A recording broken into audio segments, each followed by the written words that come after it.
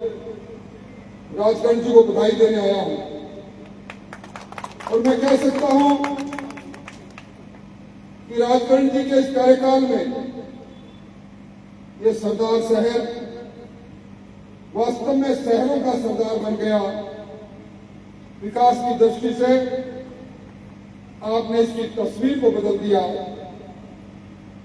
और लोगों की जन समस्या दूर करने के निराकरण की दृष्टि से आपने जन सरोकारिता के बहुत से काम किए। आज आपका कार्यकाल अंतिम पायदान पर है। व्यक्ति जब किसी पद से उतरता है तो लोग कई तरह की टीका टिप्पणियां करते हैं। जब हस्ताक्षर करने की ताकत कमजोर हो जाती है, निर्णय करने का अधिकार चला जाता है, तो लोगों का मुख खुलना प्रारंभ हो जाता है। और यहां मैं एक अद्भुत दृश्य देख रहा हूं। सभापति जी का कार्यकाल पूरा हो रहा है, लोग अभिनंदन कर रहे हैं, कसुमल पाग पहना रहे हैं, माला पहना रहे हैं। पदों पर व्यक्ति आता है, जाता है, पद कभी स्थायी नहीं रहते, और लोगों के मन में जो अपने कर्म से छवि बना लेता है उसको लोग सदैव याद रखते हैं। और ये समय वो समय है जब राजस्थान की सरकार भी अपने 2 साल का रिपोर्ट कार्ड लेकर जनता के बीच में जा रही है। हर विधानसभा में प्रगति के रथ घूम रहे हैं। सरकार ने 2 साल पर अपने विकास की पुस्तिका में 2 साल बनाम 5 साल,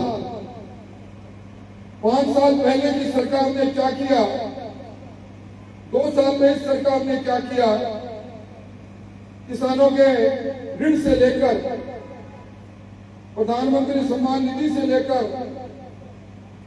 प्रधानमंत्री आवास से लेकर सड़कों के निर्माण से लेकर पीने के पानी से लेकर चिकित्सा शिक्षा की व्यवस्था के बारे में एक तुलनात्मक आंकड़ा प्रस्तुत किया है।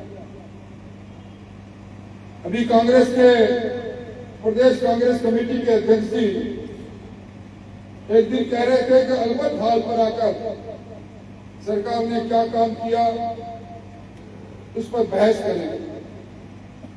इसी प्रकार की बात अशोक गहलोत जी बोल गए। मैंने कल जयपुर में प्रेस करके उनको कहा, गहलोत साहब को तो यह कहा कि आप 3 बार मुख्यमंत्री रहे और इस विधानसभा में भी आप सदस्य हैं, आप 3 घंटे बैठ जाते और उसके बाद चुनौती देते तो अच्छा लगता। डोटासरा जी को मैंने ये कहा कि विधानसभा में तो सबसे बड़ा मंच है। मैं मुख्यमंत्री जी को भी कहूंगा, विधानसभा अध्यक्ष से प्रार्थना करूंगा 2 दिन की बहस इस बात पर हो जाए कि आपने 5 साल में क्या किया, कितने पेपर लीक किए, महिला अत्याचार महिला बलात्कार में हम किस स्थान पर थे, किस प्रकार कानून व्यवस्था थी, किस प्रकार नौकरियां लूटी जाती थी, किस प्रकार सूबदारों के बेटे और बहुएं ऊंचे पदों पर पहुंच जाते थे।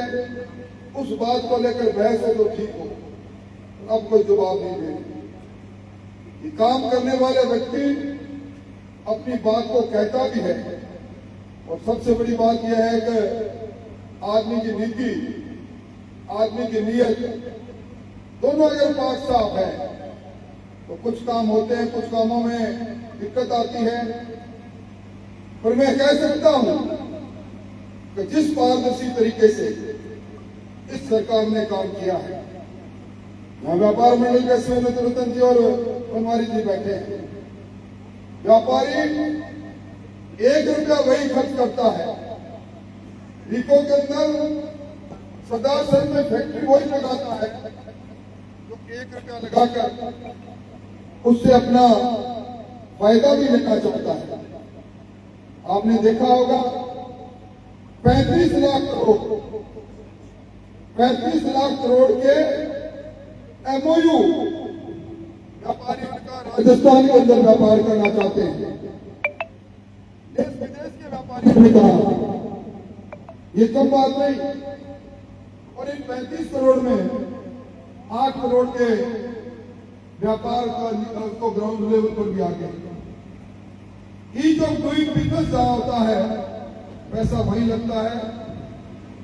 और मैं ये कह सकता हूं कि पारदर्शी और नीतिगत आधार पर जो निर्णय हुए हैं, आज उसी के कारण से राजस्थान की सरकार की साख बढ़ी है। आज हमारा सौभाग्य है कि डबल इंजन की सरकार है, मोदी जी की सरकार है। ये दिग्गज बात है कि इस सरकार को बनाने में, मोदी जी की सरकार को बनाने में, भजन लाल जी की सरकार को बनाने में सरदार सर किसी न किसी दिन आई बार चूक करता उस तरह चूक कर गया। और अब राजकरण जी ने जो बात कही, अब इस शहर की सरकार का चुनाव है। कोई चुनाव राजकुमार जी रणवा का नहीं, कोई झाझड़िया का जी का नहीं। शहर की सरकार अच्छी हो।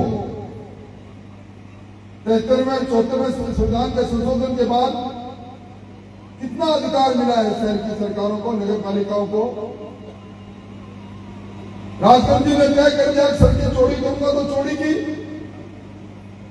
इन्होंने तय कर दिया कि रिको के अधिकारी अगर उनको 1000 वर्ग मीटर का प्लॉट दे देंगे तो मैं यहाँ फायर ब्रिगेड बनाऊंगा, तो फायर ब्रिगेड बनाया। 241 सड़कें। मैं तो बैठा बैठा लालजी को कह रहा था, ये सरदार शहर अपने जिला मुख्यालय से भी सरदार हो गए। तो आदमी का विकास उसके साथ बोलता है। और मैं स्वाभाविक तौर पर आपकी दृढ़ता को भी आपके लिए धन्यवाद देना चाहूंगा। आपकी नीति को भी धन्यवाद देना चाहूंगा। राजनीतिक संकट का सामना करना मंजूर कर लिया और आपने यहाँ के लोगों की सुविधा के लिए जिस अतिक्रमण को लेकर विवाद हुआ था, इनकी जगह पर कोई दूसरा व्यक्ति होता तो उसी वक्त छोड़ देता। अविश्वास के प्रस्ताव का सामना कर लिया और अपनी बात पर अड़िग रहे। इसीलिए आप इस राज्य के अंदर एक अलग से किरण के रूप में हो। मैं आपको बधाई देता हूं। और यहां आने पर जो मांग पत्र रखा गया है, ये जो रेलवे की बात है, भाई मैं तो परसों से सुन रहा हूं। आपके भी विधायक रहे रजकम के, तो हमें तो प्रयास किया बुलानिया जी ने भी, बैरी का तो घाव सराहना चाहिए। और वो एक बार 2 छोटे छोटे रेलवे के टुकड़े ले आए और तारानगर में जाकर कहा कि सड़क ये रेलवे आ रही है। मैं उस तरह की बात तो नहीं कहूंगा, और एक बात जरूर कहूंगा कि अपने को चलकर भारत के रेल मंत्री अपने राजस्थान से हैं, जोधपुर से हैं, IIT में है। राजकुमार जी को साथ लो, राजकरण जी को साथ लो, और लाल जी को साथ लो, और मैं आपके साथ चलूंगा। दिल्ली जाकर भजनलाल जी को कहकर मैं उनको कहूंगा कि भाई मेरी इतनी बात मैं कह है वहां, तो आपको नई ब्रिगेड फायर ब्रिगेड दिला देंगे, उसके लिए कोशिश करेंगे। और भी अनेकों काम आपके शहर में हुए हैं। मैं राजकुमार जी को भी धन्यवाद दूंगा। चुनाव में पराजित हो गए मेरी तरह, और मन सेवा से पराजित नहीं हुए। आपके बीच में आकर आपकी समस्या के समाधान के लिए निरंतरता से लगे रहते हैं। कहाँ कलकत्ता से चलकर आए हैं, मैं आपको धन्यवाद दूंगा।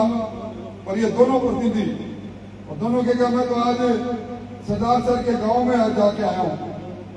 मधुसूदन जी ने जो कमाल किया है, विकास की जो गंगा बहाई है, मैं समझता हूं ये कालखंड 2 साल का कालखंड, भजनलाल जी की सरकार का कालखंड, ये बेमिसाल रहा सरदार सर के लिए। सरदार सर इसी तरह सरदार बना रहे, आपकी कृपा बनी रहे। तो जाति किसी की बस की बात नहीं, वो तो बेमाता तय करके भेजती है। आदमी का कर्म देखना चाहिए, आदमी का अपनी सेवाओं के लिए उसकी शिद्दत देखनी चाहिए और उसके साथ फैसला करना चाहिए।